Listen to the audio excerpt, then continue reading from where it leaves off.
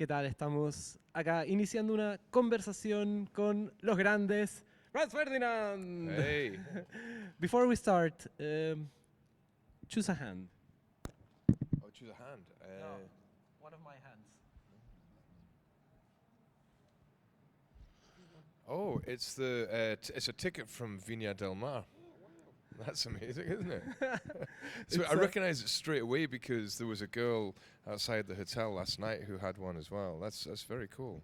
It's a classic one. That's Yeah, not a usual kind of show. Right? No, we haven't played many shows like that in our life. It was a good experience. Got this one too. The first one. Oh, that's from the That's Vertigo. Yeah, the yeah. day before.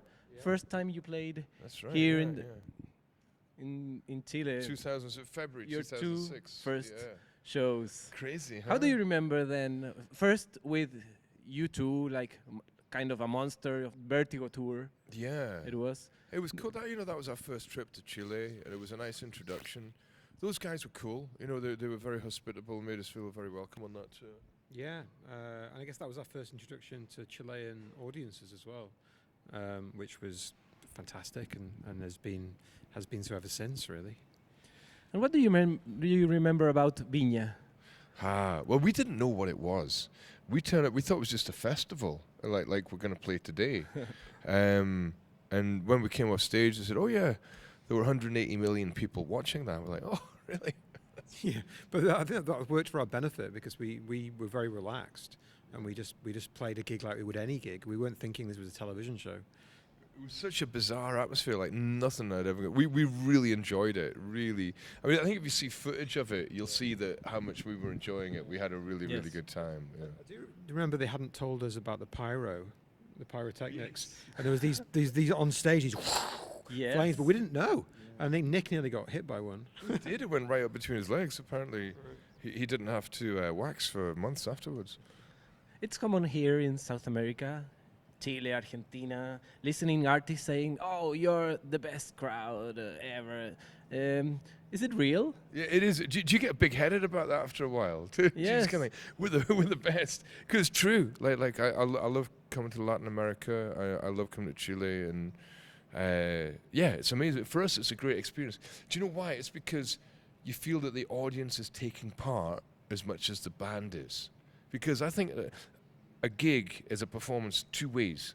The audience needs to perform as much as the band, and that's what makes it good. And here, people aren't afraid to do that, and I love that. Yeah, and you feed each other. So when we come and play to a Chilean audience, it makes us perform in a different way, and then they react to that, and it's like a symbiotic thing. And that doesn't happen in.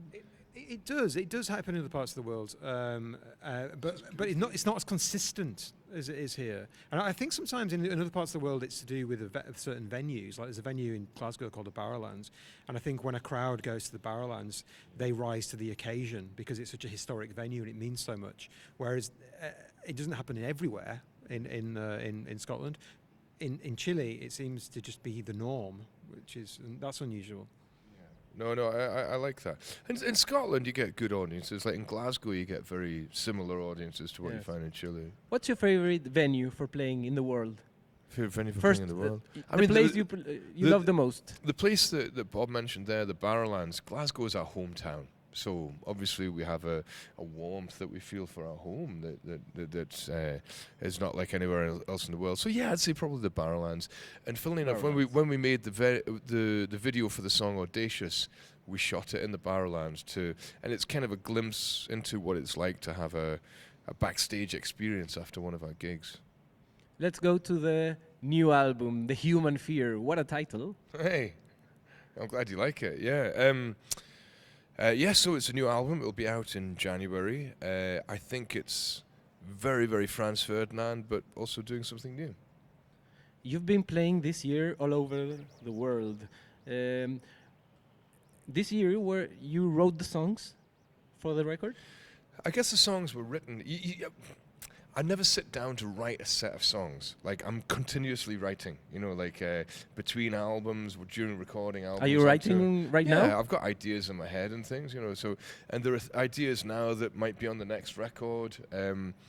But the actual recording took place last year, and it was 2 weeks. And I say, it's my favorite way of recording, where you spend a long time preparing, a long time learning how to play and arranging the songs, and even touring, so you practice and you're good live, and then a very short time recording. You know, the best things in life you do when you're ready, when you're prepared and you know what you're doing, and then you just do it quickly and well. What do you fear? The human fear. What are your fears, your personal ones? Snakes, mainly. And what do they call them? The dragon thing? Komodo dragons. Komodo dragons. Yeah, I don't like them. Yeah, they're scary. Yeah. And what do you fear? What do I fear? What do I fear? Just the lack of existence, you know, when it's all over, and like what is the void, you know, just that sort of stuff. Yeah. It's funny because the album is gonna be called The Human Fear, but the first single, it's audacious. Yeah. So and it says, so don't stop feeling audacious. There's no one to save us. Yeah. So just carry on and don't go blaming the neighbors. You know they're the same as us. It seems to be like kind of a global problem, you know, always blaming the guy next to you, but It's true, it's isn't the it? same thing. I think that's universal. You know, like you find people in every country in the world looking for somebody else to blame for their problems, whereas most problems, you know, you can solve them by looking to yourself, and it's the resources of yourself that you need to draw upon to solve your problems, and just looking to blame the people around about you is going to create more problems. Yeah. And yeah, I think it's about finding things that you have in common with your neighbours. That's the key. That's the solution to the problem. And I've always hated, I think it's a very small-minded attitude to look for somebody else to blame for your problems. And it's at the heart of some of the biggest curses that we face in the contemporary society, which is, you know, racism and prejudice. You know, you know, it's people trying to blame other people for their problems. So the album, past the personal fears, no, it takes care of the planet too. It seems like environment, technology. It's like a moment with lots of fear in the world. Yes. I mean, it's funny, isn't it? Because you don't know how you can really respond. We all try to do what we can in little ways. Like this record that we've got coming out is on bio vinyl, but it seems like such a small thing to do within the wider context of just existing today. You know, but you know, we try. We all make small steps. that's great. The bio vinyl or I've heard there are CDs and cassettes Yeah. environmentally. But at the same time, I feel like a hypocrite because I flew on a plane to get here to talk to you. So you know, yeah, that's happening. Yeah, right. Yeah, you can't deny that hypocrisy. You've got to face up to it and understand what your position is within it. This is the second album in a row with a new band member. How does that change in the sound and on the setup, the mindset of the band? I mean, Audrey, who joined the band, and also Dino as well. They're both amazing people. Like, you know, a band is like a gang. You know, it's like going out with a group of friends. If you think of like going to a bar or a restaurant with your friends, the group and all the individuals make it a great night because of the collective personality. You know, like people have a good sense of humor and they say good things and the conversation is stimulating. That's what it's like in a band as well. When you have good people that you like hanging out with, it's enjoyable to make records. And that's what it's like with Audrey and Dino. And the fact that they're amazing musicians, you know, that helps as well. What has changed in the sound? If you look back 20 years ago and the band you are now, what has changed? I think we're better musicians than we were. You're better musicians 20 years ago. Yeah, I think that we're more capable of musicians. Maybe there's a confidence that allows us to explore certain sounds and that we wouldn't have done previously. Like on this record, there's a song that feels quite Greek. You know, I don't think we would have been that overt with that maybe 20 years ago. There are also some songs with orchestral arrangements which we've never done before, and I don't think we'd have we wouldn't have done that either. I think I feel like we're at a point where we're the least self-conscious we've been about our idiosyncrasies and our tastes. It's funny, like because although you evolve over the years, I'd say now we're actually probably as concentrated a Franz Ferdinand sound as you could be. I think you get to this stage in your career where you kind of go, yes, that's who I am, and I'm very proud to have this identity. And all my favorite performers are like that. My favorite artists are like, whether you talk about Nick Cave or David Bowie, you know it's them when they're performing, or PJ Harvey, you know their identity is true and it's strong. And I think to do that, you have to be comfortable with your identity and embrace it. What's the song that represents better for example, the identity of Franz Ferdinand? I think you can listen to any song on this new record and you know it's us. But there are some songs that will sound different, like Bob mentioned Black Eyelashes, or there's a song like Hooked. It probably sounds something like you've not heard on a Franz Ferdinand record before, but as soon as you hear it, every song on the record, you know it's us. What's the song you most like to perform today, for example? Your favorite song, like playing it? I think if you ask any band or any artist, it's the new one. The It's new always one. the new one. And so for me, like I like even Audacious, because people know it. That doesn't feel like such a new one. I say songs like Hooked is really good. I'm really enjoying that. Night or Day, I'm really loving playing that. But my favorite one is actually a song called The Birds. What about you, Bob?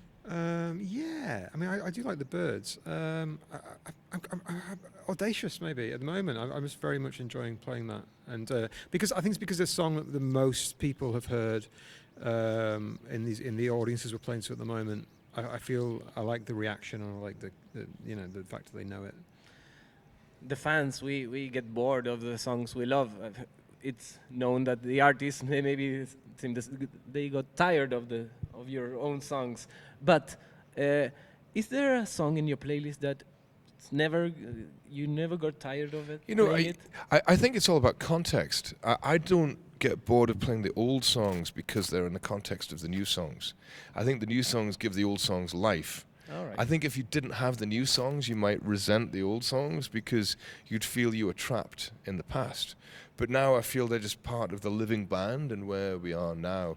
And so, yeah, I love playing songs like Dark of the Matinee or Know You Girls or Right Thoughts. You know, they're great songs to play and take me out. You know, that bit where it slows down, then the hits come in, that's very exciting. It's a great song. You know, of course I love playing that. There's also, when you're playing in front of an audience, you know, there's a difference between playing the Dark of the Matinee in front of a crowd compared to playing it in a rehearsal room. Like when we're in a rehearsal room, you know, we're just remembering how they go. But then when you add in the element of a crowd, that's when I feel they energize me still, you know. And you rehearse the classic songs? Oh yeah, of course. Like whenever we do a tour, you refresh yourself. You know, I'm really serious about doing the most incredible show that I can possibly do, and I don't think you can ever be complacent. You've always got to say, no, we've got to put the effort in, we've got to rehearse, we've got to make sure that we're sharp. And because for some people, it might be the first time they see you, but it doesn't even matter. It's just got to be great. You know, you've got to put the effort in. That takes work. All right. Thank you for your time. I hope you have a great show Thanks. tonight. I hope everything goes great with your new album, and thank you for having a talk here with us in Radio La Clave. No, thank you. It's been fun. That was cool. Nice.